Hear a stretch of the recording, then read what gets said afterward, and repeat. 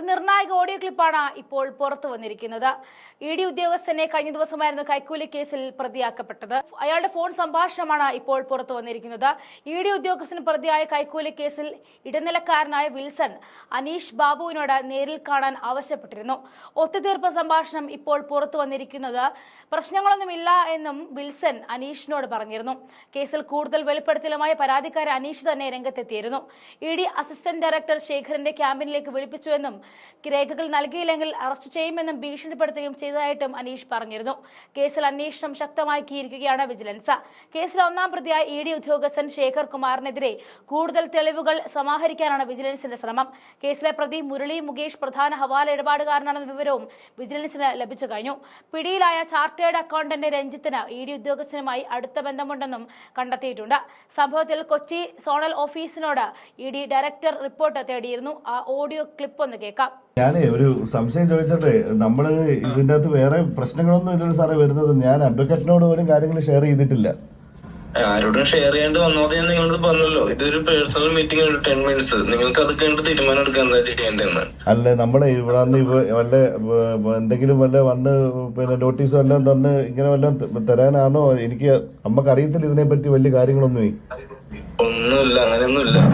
Okay, നിങ്ങളെ ട്രാപ്പിലാക്കിയ പ്രശ്നങ്ങളൊന്നുമല്ല. പക്ഷെ നിങ്ങൾ ഇന്നലെ ഞാൻ നിങ്ങളെ ആദ്യമേ വിളിച്ചപ്പോ നിങ്ങളുടെ വൈഫാണോ സിസ്റ്റർ ആരാണ് ഇന്നലെ? വൈഫ് അല്ല, അവരെല്ലാം പാനിക് ആയി പോയെന്നെ. ഇപ്പൊ ഈ കുറെ സ്കാം ഒക്കെ നടക്കുന്നില്ലേ?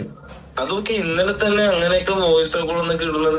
ഞാനൊരു കാര്യത്തിനോട് നിങ്ങളെ വിളിക്കുന്നു, നിങ്ങൾ ഒന്നും അറിയാതെ അങ്ങനെയൊക്കെ റിയാക്ട് ചെയ്യണൊക്കെ വളരെ മോശമുണ്ട്. അത് അല്ല, അത് നമ്മൾ വിചാരിച്ച് സ്കാം ആണെന്ന്. വാട്സപ്പിൽ വിളിച്ചപ്പോ നമ്മൾ വിചാരിച്ചു എന്തോ സ്കാം അങ്ങാണ്ടാണ്.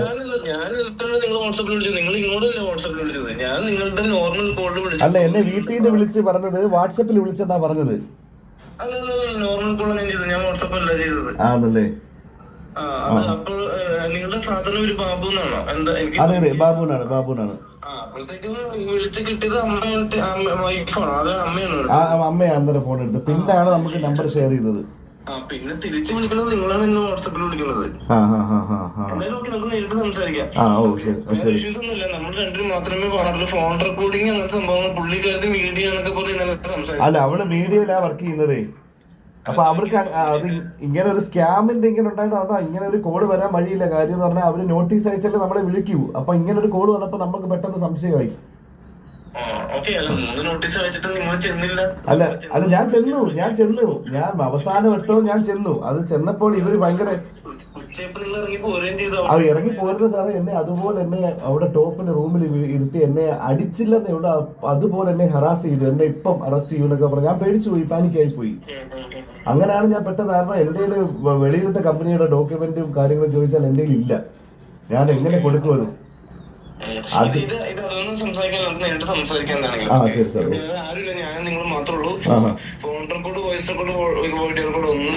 അയ്യോ, ഇല്ല സാർ. മനസ്സിലായി. ഓ ശരി സാർ. അല്ല, എന്നോട് വേറെ ഒന്നും പറഞ്ഞില്ല.